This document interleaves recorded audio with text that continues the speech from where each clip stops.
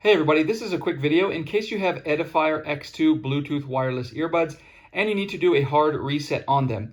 Now you might want to do this hard reset for one of two reasons. The first reason is troubleshooting. If the earbuds will not connect to your Bluetooth, or they will not sync with your device, or they will not pair with your phone, or if there's only sound coming out of the left or the right ear, a hard reset will fix a lot of these issues. The second reason is if you just want to clear all of the pairing history and start with a new device so it will only pair with the new device that you want it to, this will serve that purpose as well. All we need to do is we want to have them in the case, and we can open it up and take the earbuds out of the case. Then we can go ahead on our phone or whatever we've had them paired to in the past and delete these earbuds off of that device.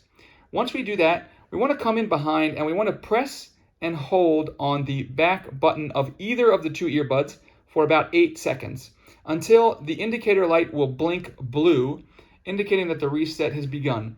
Once you do that, you wait a few more seconds, put the earbuds back in the case, close the lid, open the lid, take the earbuds out, and they will enter pairing and you can set them up again as a new set of earbuds.